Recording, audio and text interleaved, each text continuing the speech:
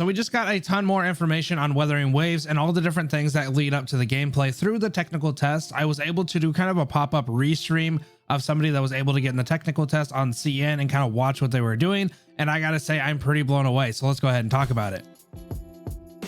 So I'm just going to kind of mention a couple different points that I really felt that stuck out to me, but I do want to make a disclaimer here. This is a technical test, so it's not even a beta at this point. So there are a lot of things that if you were watching it and you've seen some of the animations and stuff like that, they definitely need a little bit more polish. So I'm just going to go ahead and say that, but this is something that I was kind of not really worried about because I feel like they dealt with the big things that I was really concerned about. The combat, it looks phenomenal. We actually had this tutorial boss. There was like CGs in it. There's like this kind of animation going through fights and stuff like that. It feels like the boss actually has some skill sets, and it obviously is taken from Punishing Grave and in terms of having these really eventful fights. Now I imagine this just gets better and better as it goes through. I don't know if it's just like CG for everything, because we actually had a different boss fight that this person actually stumbled upon that didn't have like CGs or anything like that. It was just kind of like out in the wild, and they were able to fight them and then go from there. So that was a pretty interesting take on it, but I think that the overall animations that the characters have are really clean and polished. Some people did say it looked a little bit more simplistic, but it definitely reminds me of Punishing Gray Raven with the added boost of like, you know, having the dodge, you have the parry, it seems, and you just have a lot of mobility. We actually saw at some points that they had like a wire bug from Monster Hunter, giving them the ability to kind of get in and out of combat. There seems to be a lot of mobility there, and that is something that I was really hyped to see. Plus the combat looks just as stunning as Punishing Gray Raven. They have ditched the orb system, so whether you hate or like that, there's kind of people on both sides of the fence there. They are going the more traditional route at this point. I don't know if they're going to add it or if they're kind of gearing up for something, but it does seem that they're going to have more of that skill set that you're used to seeing, where it's just like the ult and a couple different skills. Now, something I want to mention on the skills, it does look like you have some sort of like summonable, whereas you go through the map and you go through different enemies and stuff like that, you can actually take down enemies throughout the map, and they glow in this like kind of yellowish orange thing, and you can capture them. And then basically what you're able to do with that is you're able to do some sort of attack or ability based on that object or mob that you actually ended up defeating. And they actually ended up having the tutorial boss as kind of this heavy hitter little summonable thing that does this little AoE. So it was really interesting to see how that's going to flesh out and what it kind of looks like for the parameters on who you can kind of summon and who you can catch during the phases and stuff like that, because it seemed kind of random when they're going through the world and they'll just like kind of happen to kill somebody, and then all of a sudden it popped up and you can capture it. And then they also have dupes to that as well. So each time that you find another one and you catch it, it seems like it buffs the actual mob that you have. And then you can actually do these little like buffing things for HP and attack, kind of a little bit like memories, but it kind of looks like slots for them. Now we didn't get much on Gacha. It doesn't look like it's actually implemented yet from what I was able to see. And I watched about 3.5 hours there, and it didn't seem at any point that they went to a Gacha menu. There was a little part of it where it just showed shards and the currency that you're able to exchange for characters and for weapons. So it does look like this is just kind of a technical test thing where it's just trying to give people the ability to test out different people, and it's not really a gacha system at this point. Now I do imagine eventually that'll be fleshed out into a beta and stuff like that, and we can actually see what it looks like for gacha rates and all that. But one thing I've seen a lot of people wondering is because Punishing Grave and also obviously has character gacha and weapon gacha. So a lot of people are wondering like, okay, is this just going to be rough? Am I going to have to get the character and then I'm going to have to go really hard on a weapon to make it good?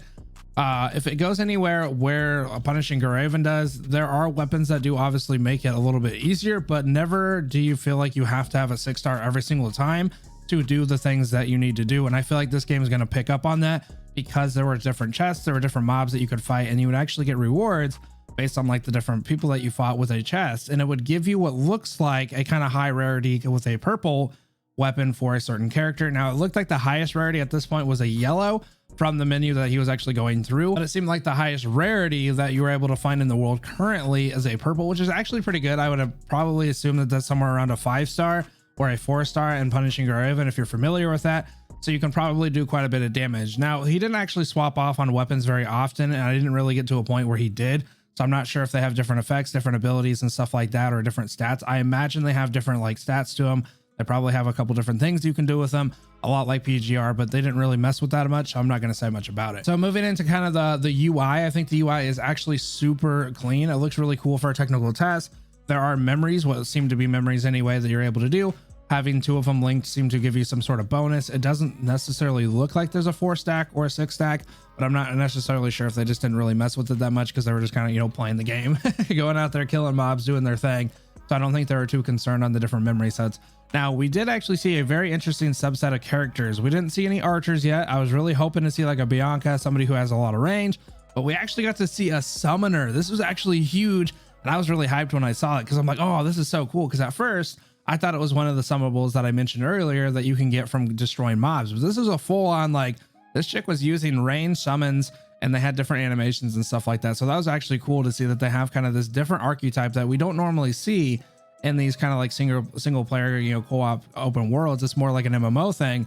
So it's awesome to see that they had kind of a branching path, and it makes me really excited to see what other kind of archetypes they have and kind of what that looks like. Because we saw a great sword, we saw a regular sword, kind of like a light sword if you want to call it that, and then the summonable, but we weren't able to see much else. Oh, we also see dual pistols as well. But other than that, it does look like there are a lot of cool things that are happening with this game. Like I said, there is definitely some polish that needs to be had. There's a lot of different animations and stuff like that. We actually got to a point kind of a little bit later into the technical test where you could see that the voice acting wasn't really there anymore, and the animation seemed a little stiff. I would say overall, the animations seem a little stiff when it's like in conversations and cutscenes.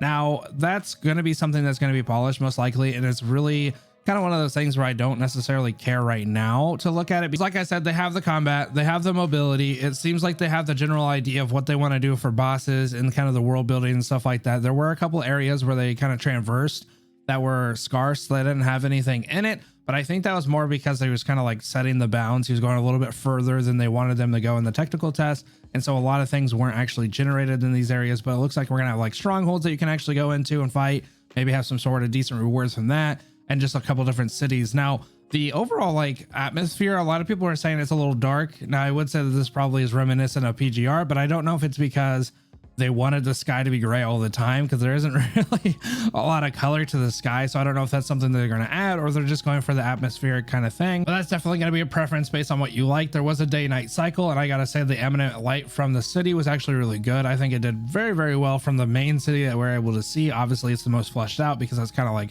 you know, the bread and butter, kind of giving you an idea what it looks like. And I'm just super stoked to see this one come through. I want to see more information about it. I want to play more information about it, because I just want to get in there and fight some bosses. They got to a point where they're like swapping off of characters, you know, doing all the different attacks, QTEs, all that kind of stuff. And I was like, yes, this is exactly what I wanted. Punishing Graven in an open world with some cool characters doing cool stuff, defeating cool bosses with cool gimmicks and different stuff. It was really fun. So I hope you guys enjoy, and I hope you guys are anticipating it. If you are, make sure to follow the channel, sub to the channel here, because we are going to be covering it as it progresses. And eventually, hopefully, I pray to the Kiro gods that we get into a beta so we can test it out for ourselves when that time comes. But anyway, guys, I'm going to leave it there. Have a good rest of your night, guys. Peace.